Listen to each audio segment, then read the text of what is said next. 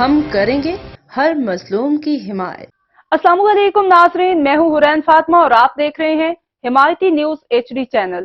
نظر ڈالتے ہیں آج کی اہم خبر پر۔ سانگھڑ جی ڈی اے کے NA 209 سے امیدوار محمد خان منگریو کے نامزدگی فارم بحال ہو گئے۔ اس موقع پر میڈیا سے گفتگو کرتے ہوئے ان کا کہنا تھا، تھینک یو سو مچ نوازش آپ کی۔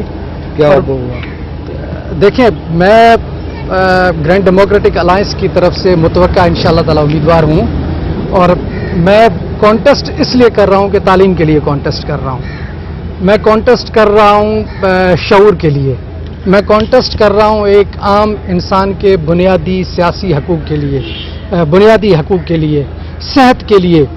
یہ جو بنیادی ہمارے مسائل ہیں، اور ہمارا سب سے بڑا المیہ سانگھڑ کا یہ ہے کہ سانگھڑ کے نمائندگان اکثر و بیشتر نیشنل اسمبلی ہو یا پروونشل اسمبلیز ہو، اس میں آج تک کبھی لوگوں نے بنیادی مسائل پر، لوگوں کے حقوق پر بات نہیں کی۔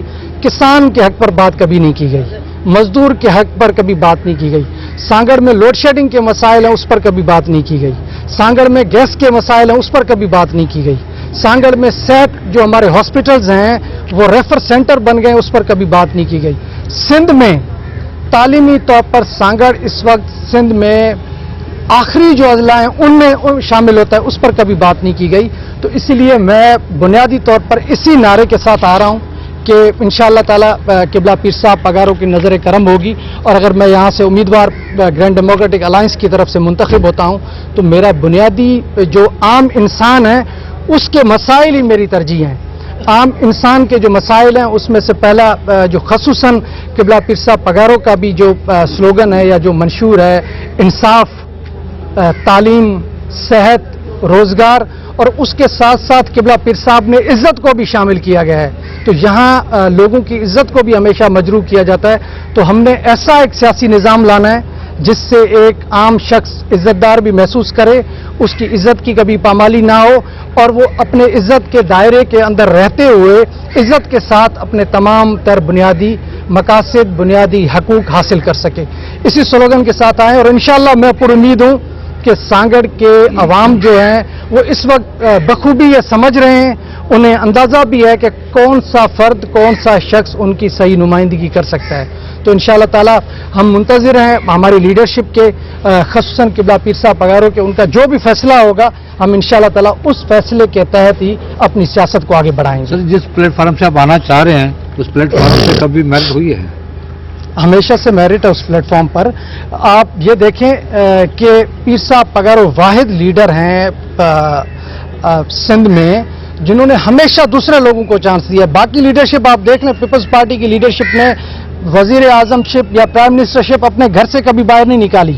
نواز لیگ کو آپ اٹھا لیں، نواز لیگ نے اپنے گھر سے لیڈرشپ کو باہر نہیں نکالا۔ تحریک انصاف کو آپ اٹھا لیں، PTI چیئرمین نے اپنے گھر سے علاوہ کسی شخص کو وزیر اعظم نہیں بنایا، نہ کسی کو بننے دیا ہے۔ واحد پیر پگاروں ہیں اس پاکستان میں جنہوں نے کبھی نہ تو اپنے آپ کو، نہ کبھی اپنے بیٹے کو، نہ کبھی اپنے بھائی کو وزارت عظمیٰ کے لیے یا وزیر اعلیٰ کے لیے پیش کیا ہے۔ ہمارے پاس بہت سی مثالیں، محمد خان جنیجو آپ کے پاس بہترین مثال ہے کہ وہ میرٹ میں اگر پاکستان میں آج بھی اگر کوئی بہترین نام گنا جاتا ہے تو محمد خان جنیجو کا گنا جاتا ہے، وہ پیر صاحب کی ریکمنڈیشن ہے۔ وزارت اعلیٰ بھی دیکھ لیں، جام صادق علی ہیں، مظفر علی شاہ صاحب ہیں، سید غوث علی شاہ صاحب ہیں، اپنے گھر سے باہر رکھا ہے ہمیشہ۔ ہم بھی پر امید ہیں کہ واحد قبلہ پیر صاحب کی لیڈرشپ ہے جو میرٹ پر فیصلے کرتی ہے، جنہوں نے ہمیشہ عام انسان کو جو ہے نا پروموٹ کیا ہے، کسی اور بندے نے عام انسان کو پروموٹ نہیں کیا۔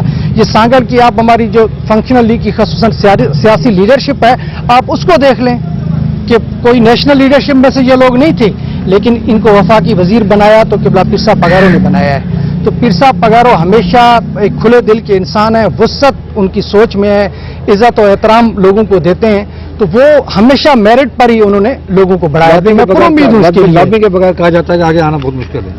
دیکھیں، لابنگ تو پالیٹکس کا، سیاست کا حصہ ہے۔